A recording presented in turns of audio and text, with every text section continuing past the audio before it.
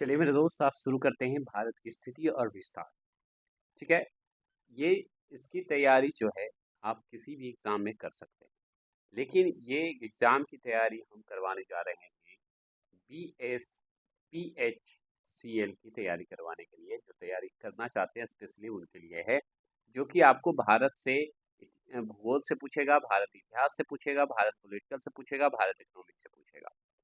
इसी से पेपर में 2018 में भी आया था और इसका सिलेबस भी यही दे चुका है।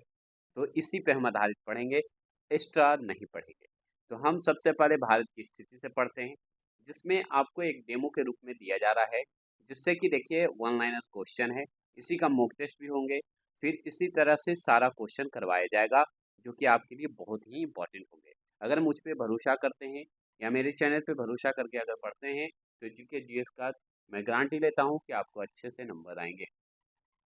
लेकिन जो दिया जाए उसे आप फॉलो करेंगे। दूसरी चीज़ कि चलिए और दिखा देता हूँ, जैसे कि यहाँ पे भारत की स्थिति से 200 क्वेश्चन जो है टोटल मैंने बनाया है, जिसमें से 200 क्वेश्चन जो है आप देख सकते हैं कि किस तरह से पूछा हुआ है। जैसे भारत का भौगोलिक स्थान क्या है, भारत की उत्तरी सीमा कौन सी पर्वत श्रेणी से घिरा हुआ है, भारत में कितने राज्य हैं, भारत में सबसे लंबी नदी कौन सी है। इस तरह से बहुत सारे जो है टोटल जितने क्वेश्चन बन सकते हैं सारा करवाए हैं। भारत का सबसे प्रसिद्ध समुद्री तट कौन सा है, आप देख रहे हैं। ये सारा इसी का वन लाइनर क्वेश्चन जो है आपको क्वेश्चन जो है बन के आता है। क्वेश्चन मतलब समझ रहे हैं, क्वेश्चन इसी तरह का क्वेश्चन बन के आएगा। अब इसमें से ज़्यादा क्वेश्चन कहाँ से आएगा बताइएगा। अब देखिए भारत का सबसे बड़ा हवाई अड्डा कौन सा है, तो ये सारी चीज़ जो है पढ़ लेंगे। इसी को हार्ड में फिर चेंज हो जाता है ना। अब इसी का जो जो मैंने टोटल 137 क्वेश्चन दिया, उसमें से ये क्वेश्चन में ही से ये बना हुआ है। जैसे भारत का भूगोलिक स्थान क्या है, तो आप देख सकते हैं कि उत्तरी मतलब 4 डिग्री 4 मिनट उत्तरी अक्षांश से लेके 37 डिग्री 6 उत्तरी अक्षांश में है। तो ये सारी चीज़ मैं बता रहा हूँ अभी। अभी इसे पढ़ा तो नहीं रहा, लेकिन मैं चलिए अब शुरू करते हैं कि क्वेश्चन कहाँ से बनते हैं। ये सारे क्वेश्चन का जवाब भी है। इस तरह से आप खोजिएगा। इस तरह से क्वेश्चन आपको पीडीएफ दे दिया जाएगा टेलीग्राम में। अगर आपको अच्छा लगेगा तो इसे कंटिन्यू किया जाएगा। ठीक है। और आपका सपोर्ट अगर बन जाए तो बहुत बढ़िया बात है। तो चलिए शुरू करते हैं और एक डेमो के रूप में चलिए आज शुरू करते हैं। अच्छा लगेगा तो इसका मॉक टेस्ट भी करवाया जाएगा। जैसे कि आगे अगर भारत का भौगोलिक क्षेत्र अगर हम पढ़ाते हैं, तो भौगोलिक क्षेत्र जब पढ़ाएंगे या विस्तार जो है स्थिति या विस्तार जब पढ़ाएंगे, तो इसी में आपको मॉक टेस्ट भी करवा दिया जाएगा। कोई दिक्कत नहीं। और आपको याद रखिएगा, बुक ले लीजिए। जो अगर सबके पास लूसेंट तो होगा ही, याद रखिएगा, क्योंकि लूसेंट से क्वेश्चन मिला था। सबके पास लूसेंट होगा, याद रखिएगा। एक और बुक मैं पढ़ाता हूँ रिमाइंडर का। ठीक है, रिमाइंडर का, उस बुक को भी ले लीजिएगा। अगर नहीं लिए हैं तो मैं पीडीएफ के दौरान दे दूंगा। वन लाइनर भी उसमें है और मॉक टेस्ट भी है। वो उससे 100% मैं वादा करता हूँ कि क्वेश्चन सभी एग्जाम में मिलते हैं, इस एग्जाम में भी मिलेगा। ठीक है, 2018 का क्वेश्चन मैं देखा हूँ, उस हिसाब से मैंने ये तैयारी शुरू की है, याद रखिएगा। और एक बुक याद रखिएगा, इसका प्रैक्टिस सेट ले लीजिए। आपके पास कोई भी प्रैक्टिस सेट होगा तो ले लीजिएगा, आएगा मार्केट में। सॉरी, मार्केट में आएगा तो आप ले लीजिएगा। ठीक है। तो इसकी तैयारी बहुत ज़रूरी है। अगर जिन्हें चाहिए कि आपको निकलवाना है, रिजल्ट पाना है, तो कर लेना है। क्योंकि इसी पे बेस हम कंप्यूटर का भी करवाएंगे, क्योंकि कंप्यूटर का भी इम्पोर्टेंट है। क्योंकि कंप्यूटर 15 नंबर का पूछेगा। ये सारे जीके जीएस जैसे ज्योग्राफी से है तो 10 क्वेश्चन पूछेंगे। 10 में से 5 क्वेश्चन ज्योग्राफी से आएगा, हिस्ट्री से 5 क्वेश्चन आएगा। इसी तरह 10-10 क्वेश्चन हर सब्जेक्ट में बांटा गया है और इस तरह से क्वेश्चन आपका बनेगा। टोटल 100 क्वेश्चन होंगे, याद रखिएगा। ठीक है। तो उस लेवल से तैयारी किया जा रहा है। तो भारत की स्थिति और विस्तार से जितने भी क्वेश्चन पूछे जाएंगे वो सारे क्वेश्चन इसमें करवा दिया गया है। टोटल 40 क्वेश्चन आपका है, जो कि अभी वन लाइनर से है। और भी करवा दिए जाएंगे, जो कि आपको याद रखिएगा। 100 क्वेश्चन में आपको, अगर मैं 100 क्वेश्चन भारत और स्थिति और विस्तार से करवाऊंगा, तो उसमें से याद रखिएगा आपको 50% क्वेश्चन आपको लड़ेगा, ये मैं कह सकता हूँ। याद रखिएगा। तो आपको सिर्फ सुनना है, ना कुछ याद करना है, ना कुछ लिखना है, सिर्फ सुनना है बस। फर्स्ट टाइम ये तैयारी करवाने जा रहा हूँ। आप बस विश्वास करें, क्योंकि ऑफलाइन में मैंने शुरू कर दिया है, बस ऑनलाइन शुरू करना था, जो कि मंडे से मैंने शुरू किया है। तो देखिए, सबसे सिंपल क्वेश्चन आ गया है कि भारत जो है किस गोलार्ध में स्थित है? तो आप जानते हैं उत्तर पूरब के गोलार्ध में स्थित है। इतना इजी क्वेश्चन, थोड़े से जूम कर लेता हूँ, है कि नहीं?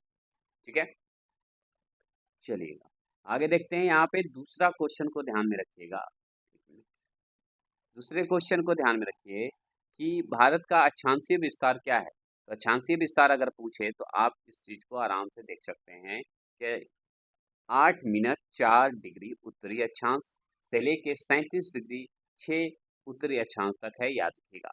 अगर आपसे पूछे अक्षांशीय विस्तार जो होता है वो कितना होता है, तो 4 डिग्री 4 मिनट उत्तरी अक्षांश में से लेके 37 डिग्री 6 मिनट उत्तरी अक्षांश तक होता है। ठीक है, आगे चलेंगे। आगे सवाल पूछेगा आपसे, ये क्वेश्चन देखिए, भारत की मुख्य भूमि जो है कि जो मुख्य भूमि है किस अक्षांश में है, या किस अक्षांशीय दक्षिणी सीमा क्या है। मतलब अगर दक्षिण सीमा की बात करेगा, दक्षिण सीमा मतलब समझ रहे हैं, दक्षिण सीमा मतलब कि उत्तरी अक्षांश को कहते हैं। मतलब 8 डिग्री 4 मिनट उत्तरी अक्षांश में ये भूमि जो है फैला हुआ है, बस इतना ध्यान रखना। दूसरा क्वेश्चन आपसे पूछेगा कि भारत की मुख्य भूमि या अक्षांशीय उत्तरी सीमा क्या है। देखिए, दक्षिणी सीमा 8 डिग्री 4 मिनट, उत्तरी सीमा 37 डिग्री 6 मिनट उत्तरी अक्षांश। क्लियर।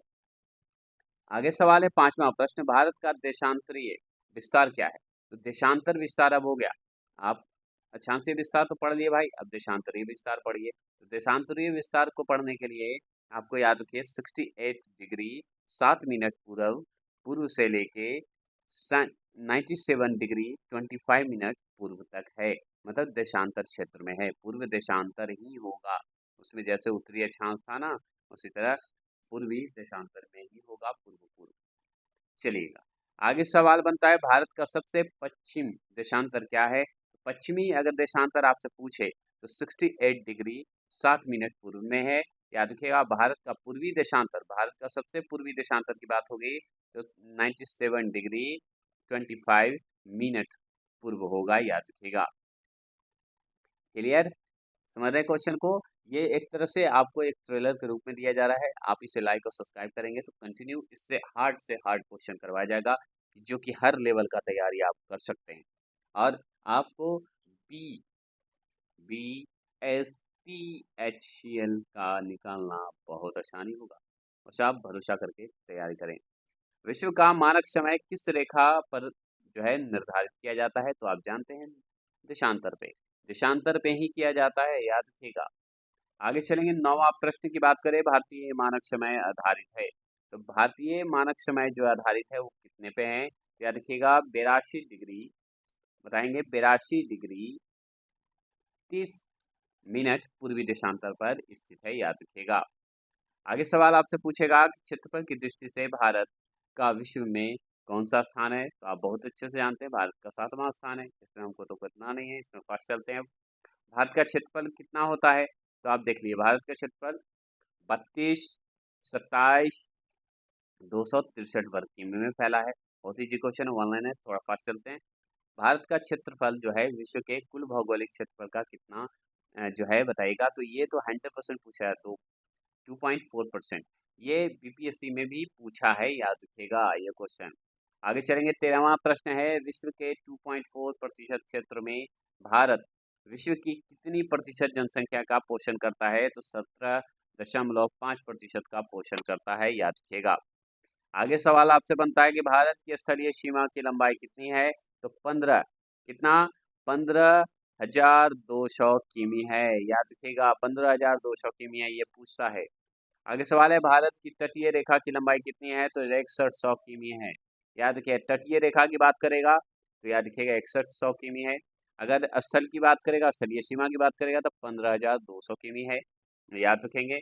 आगे सवाल है, 16 द्वीपों सहित भारत के तट रेखा की लंबाई कितनी है। तो याद रखिएगा यह 7516.5 किमी है, याद रखिएगा। कितना 7516.5 किमी है, याद रखेंगे।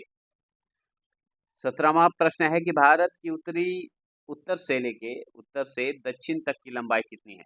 अब देखिए, उत्तर से दक्षिण की बात हो रही है, उत्तर से मतलब नॉर्थ है साउथ है, इसकी लंबाई अगर पूछे तो कितना बताइएगा, 32 14, मतलब 3214 किमी है, याद रखिएगा। क्लियर। अब आपसे पूर्व से पश्चिम की लंबाई पूछेगा। और ये सारे क्वेश्चन बन चुके हैं और बनता है, तो याद रखिएगा 2933 किमी है, 33 किमी है, याद रखिएगा। मतलब 2933 किमी है पूर्व से पश्चिम तक की लंबाई। इसका बेसिक नॉलेज भी दिया जाएगा, इसलिए ये दिया जा रहा है क्योंकि इस तरह का क्वेश्चन बनता है। आप पलट के देख लीजिएगा। और सिर्फ इंडियन ज्योग्राफी से ही क्वेश्चन पूछेगा, ये याद रखिएगा। और दूसरी चीज, इंडियन ज्योग्राफी से पूछेगा, ठीक है, इंडियन ज्योग्राफी से पूछेगा। दूसरा, इंडियन हिस्ट्री से पूछेगा, याद रखिएगा। इंडियन हिस्ट्री से पूछेगा, याद रखेंगे। भारत की मुख्य भूमि का दक्षिण नोक जो है, दक्षिण नोक मतलब पॉइंट कौन है, इंदिरा पॉइंट है। दक्षिण पॉइंट को इंदिरा पॉइंट कहेंगे। अगर इंदिरा पॉइंट जो है किसकी दक्षिण नोक पर है, किसकी दक्षिणी पॉइंट पे है, तो याद रखिएगा अंडमान निकोबार द्वीप पे है, याद रखिएगा। आगे सवाल है कि इंदिरा पॉइंट का अन्य नाम क्या है, तो ला ही चिन्ह नाम है, पिग मेलियन नाम है, याद रखिएगा। और पार्शन पॉइंट है, क्या है, पार्शन पॉइंट है, पार्शन पॉइंट है, याद रखिएगा। पिग पिग याद रखिएगा, मेलियन नाम है, याद रखेंगे। और ला ही चिंग नाम है, याद रखिएगा। आगे चलेंगे। 22वां प्रश्न है कि भारतीय भूमि का सर्वाधिक उत्तरी भाग क्या है, तो इंदिरा कौल है, याद रखेंगे। आगे सवाल है 23वां प्रश्न है कि भारत का सबसे उत्तरी बिंदु इंदिरा कौल कहाँ स्थित है, तो जम्मू कश्मीर में है, जेके में है इंदिरा, याद रखिए, बिंदु कौल। ठीक है। भारत के उत्तरी और दक्षिणी छोर में कितनी डिग्री का अंतर होता है, तो 30 डिग्री का अंतर होता है, ये आप भी जानते हैं। ये सारे क्वेश्चन आप पढ़ चुके होंगे, तो भी हम लोग को पढ़ना पड़ेगा क्योंकि हमको निकालना है क्या, BS PH CL निकालना है, याद रखिएगा। तो आगे बताइएगा, कौन सी अक्षांश रेखा भारत के मध्य से होकर गुजरती है, मध्यम नहीं, मध्य से होकर गुजरती है, तो कर्क रेखा। हमारा भारत में कितने कर्क रेखे हैं, 8 कर्क रेखा, मतलब 8 राज्यों से होकर के जाता है, 8 राज्यों से होकर गुजरता है क्या भाई, कर्क रेखा। तो बताइएगा कर्क रेखा 8 कौन कौन है, बता सकते हैं। कर्क रेखा भारत के कितने राज्यों से होकर जाती है, 8, ये तो क्लियर हो गया। चलिए आगे चलते हैं। आगे सवाल है, संपूर्ण भारत के कितने प्रतिशत भूभाग पर मैदान का विस्तार पाया जाता है, तो याद रखिए 43% भाग पर मैदान का। ठीक है। अगर आपसे चलिए बताता हूँ कि 8 तो है हमारा कर्क रेखा, ठीक है, कर्क रेखा मतलब कर्क रेखा गुजरती है 8 राज्यों से। तो सबसे पहले मैं चलते हैं, 2-3 का नाम लेता हूँ। झारखंड में होता है, ठीक है, जीटी में होता है, आरजे में होता है, आरआर में मतलब राजस्थान में, ठीक है, ऐसे याद रखते हैं, आरजे कर देते हैं। और बताइए और कहाँ जाएंगे, एमपी में होता है, छत्तीसगढ़ में, बताइएगा होता है कि नहीं होता है, कमेंट बॉक्स में करें। अब मैंने 3 बताया है, और बताइए, बताइएगा और आपको बताना है, ठीक है। 3 मैंने बताया है, 5 और बताइए, क्योंकि ये सब लोग याद किए होंगे, ऐसा नहीं है, नहीं तो आगे तो है ही। चलिएगा, संपूर्ण भारत के कितने प्रतिशत भूभाग पर पठार का विस्तार है, तो 27.7% जो है पठार विस्तृत है भारत, कहाँ पे, भूभाग। संपूर्ण भारत के कितने प्रतिशत भूभाग पर पर्वत और पहाड़ियों का विस्तार पाया जाता है, पर्वत और पहाड़ियों का विस्तार पाते हैं, तो याद रखें 29.3%। मतलब पठार अगर बात करें 27.7%, याद रखिएगा। और पर्वत की बात करें, पहाड़ और पर्वत की बात करें, 29.3%, याद रखेंगे। आगे सवाल है कि भारत के कुल क्षेत्रफल का कितना प्रतिशत भाग पर्वतीय क्षेत्र के अंतर्गत आता है, तो याद रखें 10 मतलब 10.7% होता है, 10.7% जो है अंतर्गत आता है, याद रखिएगा। अब ये बताइए कि भारत में कितने राज्य जो हैं समुद्र तट रेखा में है, तो 9 है, याद रखिए, 9 जो है राज्य है, याद रखिएगा। आगे चलेंगे, भारत के किस राज्य के तट रेखा सबसे लंबी है, तो गुजरात की सबसे लंबी है, याद रखिएगा, सबसे लंबी है। ये क्वेश्चन बड़ी बार पूछता है। किस भारतीय राज्य की समुद्रीय जो तटीय सीमा है सबसे छोटी है, तो गोवा का सबसे छोटा है, इसमें कोई शक नहीं है, और सबसे लंबा भाई गुजरात का है। किस भारतीय राज्य की सीमा सर्वाधिक राज्यों की सीमा को स्पर्श करती है, तो उत्तर प्रदेश सबसे ज्यादा राज्य की सीमा को स्पर्श करता है। भारत की स्थलीय सीमा कितने देशों में मिलती है, तो याद रखिए 7 देशों में मिलती है, याद रखेंगे। अब चलिए देखिए स्थलीय सीमा की बात करते हैं, तो 7 है, ठीक है। स्थलीय सीमा किन किन देशों के जो है देशों से मिलती है, तो 7। देखिए याद रखिए, समुद्री बात होगी तो 9 होगा, ठीक है। और स्थलीय सीमा की बात होगी तो 7 होगा, याद रखेंगे। जैसे में अफगानिस्तान से मिलता है भाई भारत का, पाकिस्तान से मिलता है, भूटान से मिलता है, नेपाल से मिलता है, चीन से मिलता है, म्यांमार से मिलता है, बांग्लादेश। ये सब जो है स्थलीय सीमा जो है मिलते हैं, जो कि 7 है। कौन कौन? बांग्लादेश हमारा पड़ोसी है कि नहीं? ऐसे याद कर लीजिए, जो जो टूट टूट के बना है वो समझिए हमारा पड़ोसी है। जैसे पाकिस्तान भी टूट के बना है, पाकिस्तान से अफगानिस्तान हो तो भी हमारा पड़ोसी ये भी होता है, तो हमारा अफगानिस्तान भी हो गया। भूटान भी हमारा है, नेपाल तो एकदम है बगल में ही है, बिहार के एकदम सटा गई है, यूपी के सटा गई जो गई है। चीन भी हमारा ही पड़ोसी है, वो भी टूट के बना है। और म्यांमार भी आपका, जो कि बर्मा है, जो कि चीन का हिस्सा माना जाता है, लेकिन खुद बर्मा अपना अकेला, म्यांमार जो है अपना अकेला, वो भी सटा हुआ है। आगे से चलेंगे। अब इस चीज को देखिएगा कि भारत और पाकिस्तान के बीच अंतर्राष्ट्रीय सीमा किसके द्वारा सीमांकित की गई है? अब देखिए, भारत पाकिस्तान की बात करें तो रेड क्लिफ आदमी था, उन्हीं के नाम पर बन गया था, तो रेड क्लिफ लाइन हो गया, याद रखिएगा। अब बताइए कि भारत जो है चीन के बीच के अंतर्राष्ट्रीय रेखा का नाम क्या है? तो मैकमोहन। भारत और चीन की बात होगी, ठीक है, भारत और चीन की बात होगी तो मैकमोहन, और भारत और पाकिस्तान की बात होगी तो रेड क्लिफ। आगे है कि भारत की सबसे लंबी स्थलीय सीमा किस देश के साथ है? सबसे लंबी, और सबसे लंबी स्थलीय सीमा अगर बात करें तो हमारा बांग्लादेश है, इसलिए हम लोग को बांग्लादेश से ज़्यादा पड़ता है।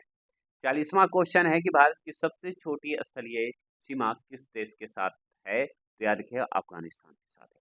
अब यही क्वेश्चन को देखिए, 200 क्वेश्चन है, जिसमें से ये, अगर ये क्वेश्चन को आप खोज खोज के खुद तैयारी कर लेना तो आपको समझिए कि पढ़ने की आवश्यकता ही नहीं है। भारत का भूगोल आपको याद हो जाएगा, फिर मैं मॉक टेस्ट करवा दूंगा। तो इस तरह से क्वेश्चन अगर आप चाहते हैं कि इस तरह का क्वेश्चन मैं लास्ट में दे दूं पीडीएफ के माध्यम से आपको टेलीग्राम पे, तो बताइएगा। क्योंकि इस तरह से छोटे छोटे क्वेश्चन अगर आप सर्च करके खुद लिख के आप कमेंट करें टेलीग्राम पे तो मस्त हो जाएगा। क्या बोलते हैं? और मैं टेलीग्राम को ऑन कर देता हूँ, पब्लिकली कर देता हूँ, जो कि आप भी कमेंट मैसेज कर सकते हैं। ठीक है। तो भारत का सबसे वन्यजीवीय पार्क कौन सा है? देखिए, इस तरह से क्वेश्चन पूरा, अगर ये टोटल क्वेश्चन आप देख लेते हैं ना, तो मैं वादा करता हूँ कि आपको भूगोल से, हमको लगता है, नहीं क्वेश्चन चुकेगा। वो भी भारत के विस्तार से, समझ जाइए, स्थिति हो या विस्तार से। देखिए, भारत का सबसे बड़ा शिल्प बाजार कौन सा है? भारत के किस हिस्से में सबसे ज्यादा रेशम उत्पादन? ये सारे क्वेश्चन मैं जानबूझ के दिया हूँ कि आप इसे सोल्व करेंगे पीडीएफ के माध्यम से। ठीक है। अच्छा लगे तो बताइएगा, इसके आंसर भी नीचे नीचे है कुछ कुछ का। ठीक है, इसलिए क्योंकि आपको इसमें आसानी होगा। और भी आंसर मैं बताऊंगा, लेकिन आप इसे लाइक और सब्सक्राइब करके कमेंट करके बताइए कि क्या मैं इसे इस तरह का क्वेश्चन लाता रहूं और इस तरह का क्वेश्चन बना के लास्ट में दिया करूं। अगर चाहते हैं तो प्लीज़ सब्सक्राइब और लाइक करना ना